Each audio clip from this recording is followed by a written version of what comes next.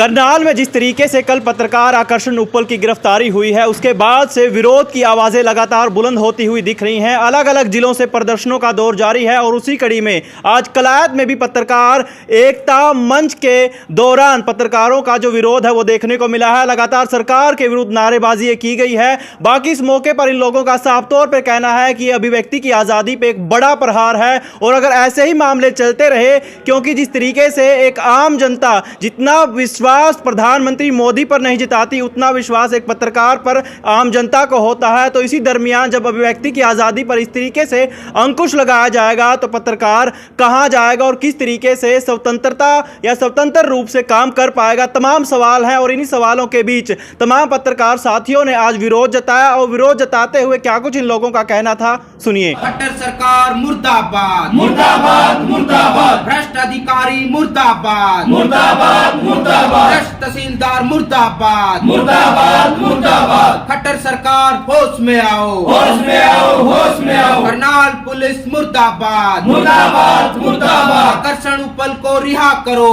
रिहा करो, रिहा करो। मैं रणदीप धानिया कलायत से KBN 24 देखता हूँ। अजय, करनाल में जिस तरीके से गिरफ्तारी हुई है पत्रकार आकर्षण उप्पल की, क्या कहेंगे इसके ऊपर? ये पहला मामला नहीं है, लेकिन अगर बात की जाए ना पूरे हरियाणा की, अगर कोई भी पत्रकार अधिकारियों की बात करते हैं ना, जैसे तहसीलदार करनाल थे, वो उनकी खबर दिखाई कि जो लोग वहाँ परेशान थे, उनका यही कहना था कि तहसीलदार उनका काम नहीं करती, क्योंकि काफ़ी बार वो लोग चक्कर काटते थे वहाँ। लेकिन जो पत्रकार साथी है हमारे करनाल के IBN 24 के, उनका यही था, उन्होंने ये कवरेज दिखाई लोगों को, वो लाइव भी था, वो सबके सामने था। लेकिन जो महिला वो तहसीलदार थी वहाँ, उन्होंने झूठा मामला दर्ज करवाया है। और रात भर आपने देखा होगा कि सोशल मीडिया के माध्यम से कि तमाम पत्रकार साथी रात भर पुलिस जो थाना है वहाँ पर डटे रहे, जो आम लोग थे वो भी उनके साथ थे। अगर बात सीधी ये है, जब सरकार, हरियाणा सरकार की बात करेंगे, जब भी कोई पत्रकार हक की आवाज़ उठाता है, जनता की हक की आवाज़ उठाता है, इस प्रकार के मामले उन पर दर्ज कर दिए जाते हैं। हमारे ये निवेदन रहेगा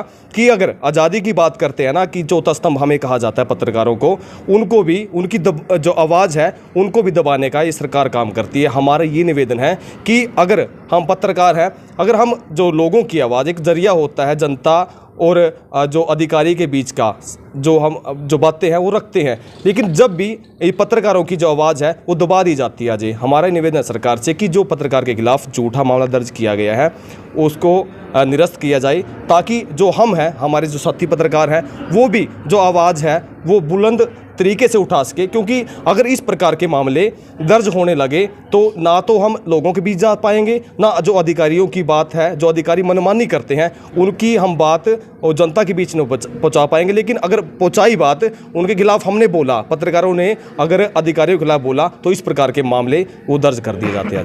जी, मैं संदीप बुक्कल, भारत देश हमारा न्यूज़पेपर से हूँ। जी, जिस तरीके से मामला चला हुआ है, आप किस परिप्रेक्ष्य में देखते हैं इसको? जी अजय भाई, ये जो मामला है ना, ये सरकार अपना तानाशाही रवैया अपना रही है। जिस तरह से जो रात की घटना है, उप्पल जी ने तो पहले भी शेयर कर दी थी ये बात, मेरे खिलाफ मामला दर्ज हो सकता है। और पुलिस प्रशासन ने आनन फानन में, ये पुलिस प्रशासन ने अपने बलबूते पर नहीं किया, ये ऊपर से प्रेशर था, उसी के प्रेशर चलते हुए ये मामला दर्ज किया गया है। उप्पल जी लगातार करनाल में जो भ्रष्ट अधिकारी हैं उनको सरेआम नंगा करने में लगे हुई हैं, जो कि खुद CM सिटी है, वहाँ CM नहीं चाहता कि उनकी विधानसभा की ऐसी दुर्भर माटी हो। वो सिर्फ उनकी ताकि उनकी बातें बंद हो सके, सिर्फ उप्पल की ज़बान बंद करने के लिए या उनकी आवाज़ को दबाने के लिए ये मामला दर्ज किया गया है। अगर वो इतने ही भ्रष्ट होते, अगर इतने गलत होते, रात हज़ारों की संख्या में लोग करनाल की सड़कों पर थे। जो प्रदेश CM हैं अपना कलम का दुरुपयोग कर रहे हैं और पत्रकारों पर तानाशाही चला रहे हैं। धर्मपाल साहब, हरी भूमि से।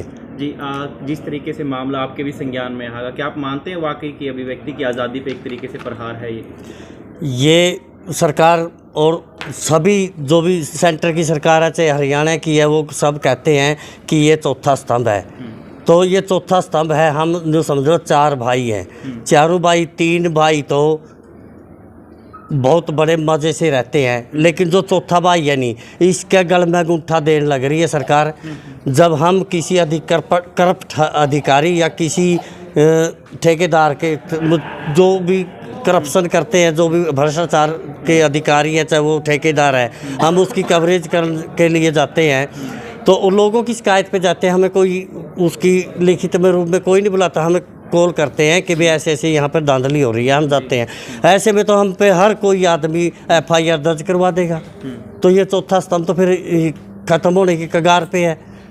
फिर हमारे को भी ऐसी सुविधाएं क्यों देते? जैसे ये नया मामला है प्लेयरों का है, उसके ऊपर FIR दर्ज भी हो गई है और इतना संगीन मामला उसके ऊपर है। संगीन मामला जो FIR दर्ज में हुआ है वो पत्रकार का तो उसके 1% भी उसके मुकाबले में नहीं है। उसको तो तत्काल प्रभाव से खींच के और अंदर कर दिया। आज जो एक इतना बलात्कारी है उसको आज तक कहते हैं उसकी जांच होगी, क्यों पत्रकार की नहीं जांच हो सकती थी? आप उसको बोलते कि भाई हम आपके पास तहसीलदार मैडम ने आपके ऊपर FIR दर्ज कराई है, ये मामला है, उसको बताते, फिर आप जांच करते, उसमें अगर पत्रकार दोषी है तो पत्रकार को गिरफ्तार किया होता, नहीं तो तहसीलदार के ऊपर झूठा मामला के कार्रवाई की होती और पुलिस प्रशासन को गुमराह करने का उस पर अन्य धाराओं के तहत उसको गिरफ्तार किया होता। तो ये थोड़े हमारी भी तो जांच होनी चाहिए। हम भी एक चौथा स्तंभ के सदस्य हैं, क्या हमारे ऊपर कोई एलिगेशन लगता है, क्या हमारी जांच नहीं हो सकती? जांच कीजिए, जांच ज़रूरी है, उसके बाद फिर हम पर जो भी आरोप लगे हमें गिरफ्तार करो। ये थोड़े अब किसी ने ऐसे झूठा एलिगेशन लगा दिया और गिरफ्तार लेकर अंदर कर दिया। ऐसे में चौथा स्तंभ कहाँ रहेगा ये?